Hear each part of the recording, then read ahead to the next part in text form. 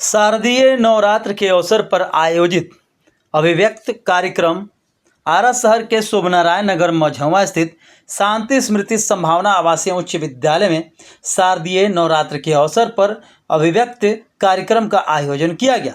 कार्यक्रम का उद्घाटन प्राचार्य डॉक्टर अर्चना सिंह, निदेशक डॉक्टर कुमार द्विजेंद्र द्वारा संयुक्त रूप से दीप प्रज्वलित करके किया गया। स्वागत प्राचार्य डॉक्टर अर्चना सिंह ने कहा कि माताएं बहनें अपने बच्चों को संस्कारवान बनाएं, उन्हें महिलाओं के प्रति संवेदनशील बनाएं, तभी हम सफल समाज का निर्माण कर सकते हैं। समूह भोजपुरी देवी गीत आज माई हमार अंगना आवतारी विद्यालय की छात्रा अर्चना, वेदिका कृतिका, प्रियांशी, सौम्या, सारिका, तपस्या, सुरुचि एवं राजनंदिनी द्वारा प्रस्तुत कर दर्शकों को भक्ति से सराबोर कर दिया। वाद विवाद प्रतियोगिता में विद्यालय के छात्र छात्राओं द्वारा बेहतरीन प्रदर्शन किया गया। प्रतियोगिता में पक्ष मुस्कान कुमारी, खुशी कुमारी, आराध्या सिंह, अनुराधा सिंह रहीं। वहीं विपक्ष में आलोक अतुल्य, सांभवी, रोमा ओझा, प्रियांशु कुमार रहे। कविता पाठ कक्षा 9वीं की छात्रा साक्षी राज ने पेश किया। भाषण प्रतियोगिता में विद्यालय के छात्र छात्रा अश्वनी सिंह, दिया कुमारी, जानवी सिंह, समृद्धि पांडे ने भाग लिया। समूह नृत्य डांडिया बोल ओ आए तेरे भवन को विद्यालय की छात्रा श्रेया रिद्धिमा सिंह, निशा कुमारी, आरती, इशिका, आरुषि कुमारी, आराध्या सिंह, मीनाक्षी पांडे, पलक सिंह, सृष्टि, सौम्य, वैष्णवी सिंह, उन्नति उपाध्याय, अनन्या केसरी, अर्पिता केसरी ने पेश कर दर्शकों को मंत्रमुग्ध कर दिया। अपने अध्यक्षीय संबोधन में निदेशक डॉक्टर कुमार द्विजेंद्र ने कहा कि हमारे बच्चों ने 4 दिनों की मेहनत के बाद जो कला दिखाया उसकी प्रशंसा जितनी की जाए वह कम है।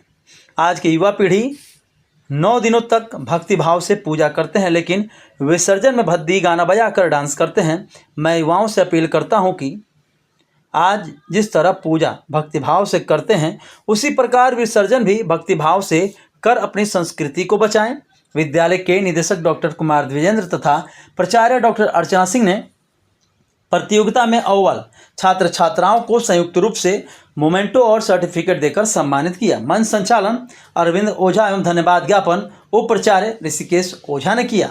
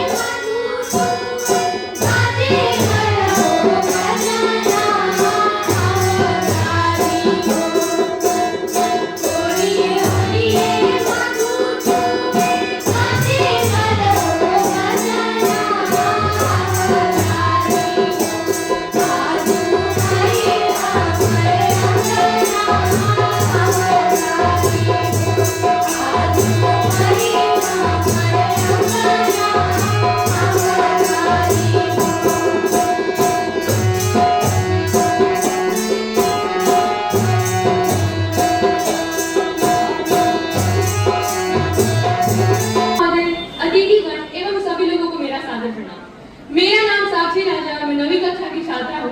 आज मैं आप सभी को धर्म के बारे में कुछ बातें बताने जा रही हूँ। मैं अपनी बातों को कुछ पंक्तियों में रखूंगी।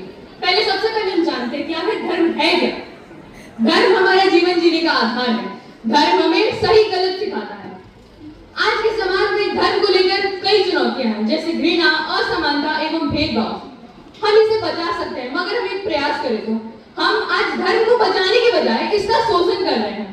चलिए इन बातों को कुछ पंक्तियों में समझते हैं कि कर लो रक्षा सुनो मानवो धर्म के सम्मान की, कि कर लो रक्षा सुनो मानवो धर्म के सम्मान की, नहीं क्षमा कर पाएगी ये धरती हिंदुस्तान की, ये धरती हिंदुस्तान की। बहुत खो चुकी है माँ ने अपना, बहुत खो चुकी है माँ ने अपना, और नहीं बस और नहीं। हिंसा करने वालों से अब प्रेम भाव बस और नहीं। समझ नहीं सकते ये दानव, भाषा तो इंसान की नहीं क्षमा कर पाएगी ये धरती हिंदुस्तान की, ये धरती हिंदुस्तान की। चलिए अब आज के युवाओं के विचार जानते हैं। आखिर हम लोग क्या सोचते हैं धर्म के बारे में। आज के युवा दो भागों में बटे हुए हैं। पहले जो धर्म को एक अच्छा मुद्दा बनाकर उसकी चुनौतियों को हल करने में लगे हुए हैं, और दूसरे वो अपने माता पिता से वाद विवाद करते हैं, अनापेशन करते हैं, वो इसके ऊपर सवाल करते हैं, वो धर्म को एक विद्रोह का मुद्दा बनाकर हिंसा करते हैं। ऐसे युवाओं के लिए मैं कुछ पंक्तियां कहने जा रही हूँ कि तोड़े मंदिर मस्जिद बार बार और नारी का अपमान किया, कि तोड़े मंदिर मस्जिद बार बार और नारी का अपमान किया, मानवता पर कलंक भी ली जिन्होंने ऐसा काम किया, जिन्होंने ऐसा काम किया। कसम है तुम्हें तुम्हारे धर्म की और इसकी शान की, कसम है तुम्हें तुम्हारे धर्म की और इसकी शान की, नहीं क्षमा कर पाएगी ये धरती हिंदुस्तान की, ये धरती हिंदुस्तान की। अब आखिर में अपनी वाणी को विराम देने से पहले कुछ आखिर पंक्तियां कहने जा रही हूँ कि जानो अपने धर्म को और धर्म की गहराई को, कि जानो अपने धर्म को और धर्म की गहराई को। धर्म तुम्हारा है और तुम उसकी परछाई हो, तुम उसकी परछाई हो। अतः मानव सेवा से बढ़कर कोई धर्म नहीं। बहुत बहुत धन्यवाद। अब आप सभी एक साथ को जोर से बोलिए, जय माता दी, जय माता दी। Guests, Honorable Director Sir, respected Principal Ma'am, Vice Principal Sir, esteemed teachers and all my dear friends, a very warm and cheerful afternoon to all of you. So here I am, Janvi Singh of class 11C, and my today's topic is festivals, a time of devotion and togetherness. So India, as we already know, is a land of festivals. We celebrate numerous festivals throughout the year, but it is during the winter months that the festive season is on peak. We know that festivals like Dussehra, Diwali and Chhath Puja are around the corner. These festivals bring a lot of light and joy into our life. But the key highlight of these festivals is the unity and feeling of togetherness which they bring. Festivals unite people and they come together for the sole purpose of celebration and happiness. It is also a time when our devotion and spirituality comes alive. For example, during the 9 days of Navratri, we honor the divine feminine energy with each day dedicated to different forms of goddess Durga. Many people do it by keeping a fast of 9 days. Diwali is celebrated in honor of Sri Rama's return to Ayodhya, and in his honor we decorate our homes with diyas and rangolis. And not to forget Chhath Puja, which holds a great importance in our lives. So in conclusion, I would like to say that as Navratri has already begun, so very happy Navratri to all of you. Jai Hind. Principal ma'am, esteemed teachers and all my dear friends, here I, Diya of Standard 12, standing in front of you all to deliver a speech on topic Festival, a time of devotion and togetherness.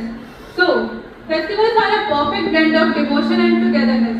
Whether we are lighting lamps during Diwali, singing hymns during Christmas or offering prayers during Eid, the spiritual significance of these moments can help us to connect with something greater than ourselves. Festivals bring devotion to the forefront, reminding us to pause, reflect and be grateful for all the blessings in our life. But it's not just about personal devotion only. It is also about community and togetherness. They bring friends, families, neighbors all together to celebrate as one. We share meals, exchange gifts and create joyful memories together, strengthening the bond that unites us. The togetherness that festivals inspire is what truly makes them special.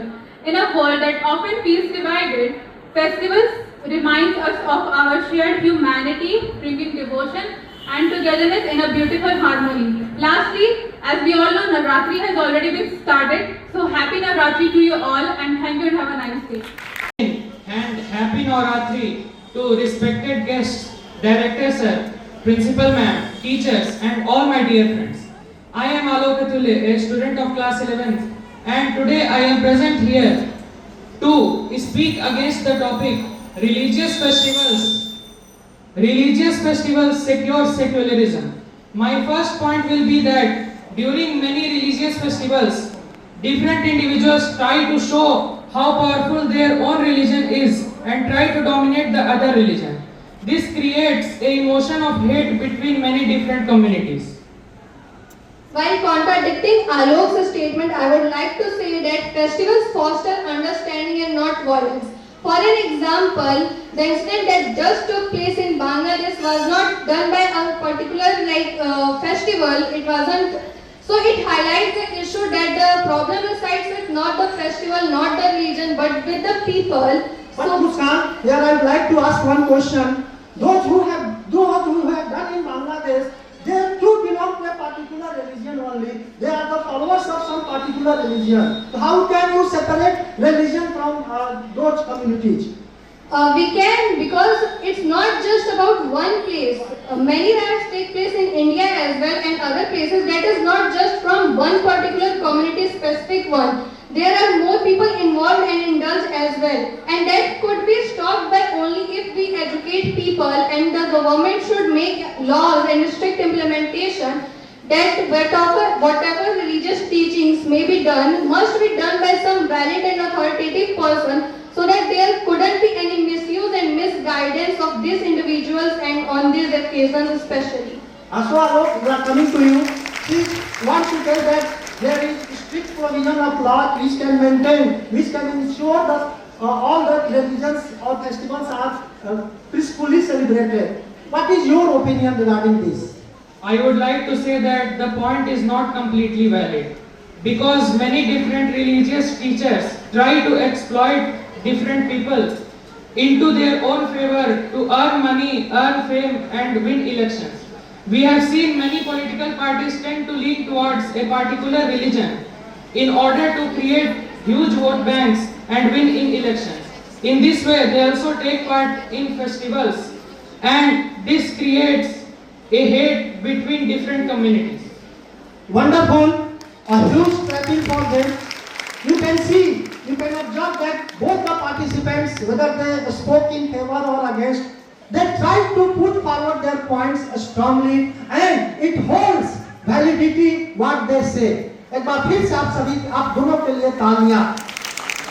Now in the second group we have Khushi, the student of class 12, and to her opposite there is another girl participant. She is Samri of class 11. Let us see how they are going to validate their points of opinion.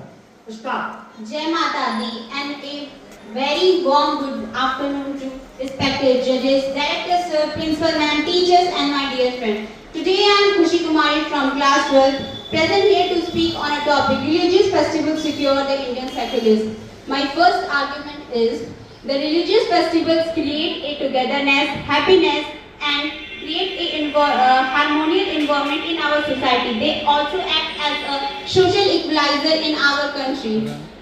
Festivals like Deepavali, Eid, Christmas, in which we don't see a religion before exchanging gifts, greetings.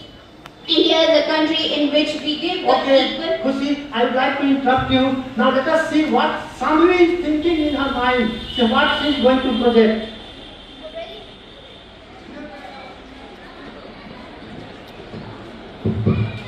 A very happy Navratri and a cheerful afternoon to one and all present over here. I am Shambhavi of class 11C and I am going to contradict her point. So my first point is religious dominance in public places. Now during religious festivals, especially of the majority religions, we see that they celebrate their festivals with huge displays like grand displays and rituals. Now these grand displays and rituals might create a sense of inferiority to the minority communities and can further create more social divisions in our society. These religious dominance in public places is problematic as this religious dominance is problematic because these can also arise conflicts between two or more communities. Okay, Samri, I agree with you, but there is a question that you said religious dominance. One group tries to maintain religious dominance over the others. In other terms, you can say this is an example of polarization. But you see, what you have said, just validate your points now mentioned by Samri.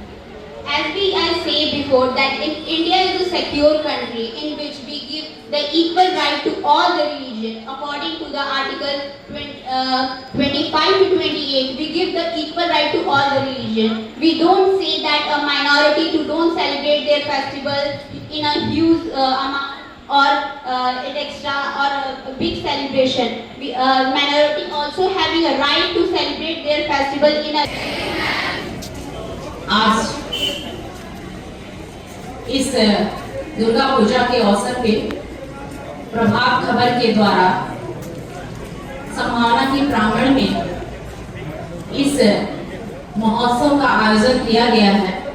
सबसे पहले मैं प्रभात खबर के प्रभारी मिथिलेश जी को बहुत बहुत आभार देना चाहूंगी कि उन्होंने हमारे विद्यालय को यह मौका दिया और कि बच्चे इस महोत्सव का आनंद ले पाए।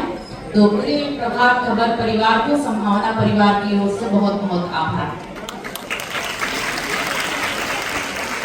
या देवी सर्वभूतेषु शक्ति रूपेण संस्था नमस्तस्यै नमस्तस्यै नमस्तस्यै नमो नमः। इस शारदीय नवरात्र और चैत्र के नवरात्र में हम सभी शक्ति की देवी माँ दुर्गा की आराधना करते हैं और पूजन करते हैं। उनके 9 रूपों को हम सभी अमल में लाते हैं, ध्यान में लाते हैं और पूजा करते हैं और उनके चरणों में अपने आप को समर्पित करते हैं। ये जो देवी माँ का 9 रूप है वह हमें जीवन जीने की कला देता है, जीवन जीने की सीख देता है कि हमें अपने जीवन को सार्थक उन 9 आभाओं को समेकित करके हम अपने जीवन को सार्थक बना सकते हैं।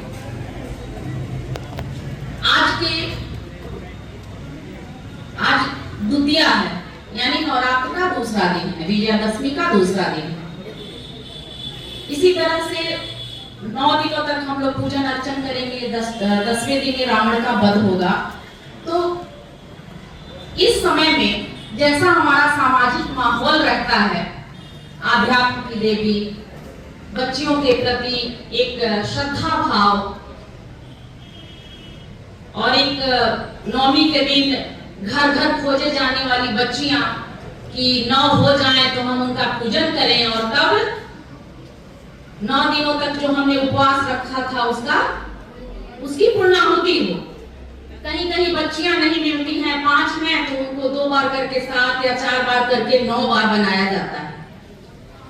तो जिस श्रद्धा भाव से समाज में नवमी के दिन 9 कन्याएं खोजी जाती हैं, उस तरह का श्रद्धा भाव क्या हम पूरे साल या 365 दिन बच्चियों के प्रति नहीं रख सकते? उस तरह का आदर हम नहीं रख सकते? उस तरह की श्रद्धा हम नहीं रख सकते? उस तरह का समर्पण हम नहीं रख सकते? उस तरह के महत्व और उस तरह की शालीनता भरी निगाह से क्या हम बच्चियों को नहीं देख सकते? अगर हम इन 9 दिनों वाले भाव को 365 दिनों तक अपने व्यक्तित्व में रखें, तो आए दिन बच्चियों के प्रति ये जो घटनाएं और दुर्घटनाएं होती हैं वे क्या हो सकती हैं? शायद नहीं हो सकती। तो यहाँ बहुत सारे बच्चियां भी हैं, बहुत सारे पुरुष भी हैं। हम चाहेंगे दिन वही श्रद्धा, वही भक्ति, वही आदर, वही महत्व हम अपने बच्चियों को दें और महिलाओं को दें। तभी शक्ति रूपी शारदा, शक्ति रूपी काली, शक्ति रूपी संपूर्ण रूपा दुर्गा की आराधना हम कर पाने के लिए उस लायक होंगे, अन्यथा हम नहीं हो सकते। सिर्फ नवरात्र में हम सादगी बनाएं और बाकी दिनों में सड़कों पर उच्छृंखल होकर के हम घूमें तो कभी भी शक्ति आपकी आराधना स्वीकार नहीं करेगी, क्योंकि वह खुद एक महिला है और कभी भी महिलाओं का तिरस्कार, महिलाओं का अपमान हमारी शक्ति की देवी माँ दुर्गा इसको स्वीकार नहीं कर सकती है। मैं ज्यादा कुछ नहीं बोलूंगी, सिर्फ यही कहूंगी कि ये जो हमारा सांस्कृतिक सद्भाव है, ये जो हमारा पारंपरिक चीजें हैं, इन सभी चीजों को बच्चों को भी जानना चाहिए ताकि हम लोग इसको पीढ़ी दर पीढ़ी आगे बढ़ा पाए और अपनी आध्यात्मिक चेतना को जागृत कर पाए।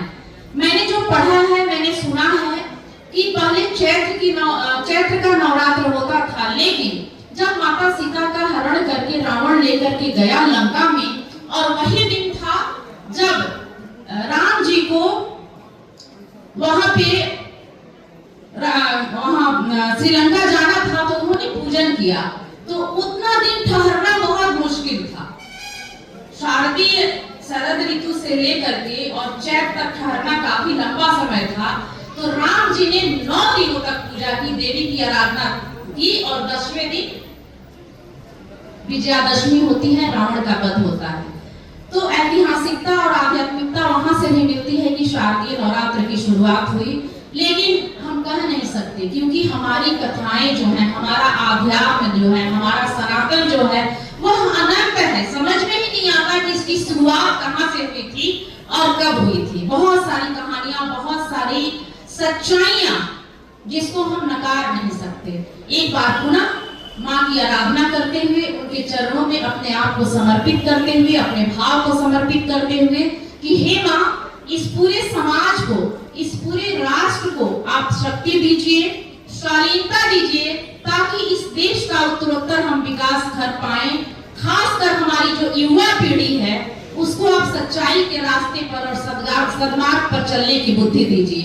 आप सभी को बहुत बहुत धन्यवाद। वंदे वंदे। एक बार नारा लगाइएगा माता जी को, जो विजयादशमी चल रही है। बोलिए, एक बार प्रेम से बोलिए, जय माता दी। प्रेम से बोलिए, जय माता दी। बहुत बहुत धन्यवाद। जय हिंद। आप सभी बच्चों को इस शारदीय नवरात्र के अवसर पर बहुत बहुत बधाई और शुभकामनाएं।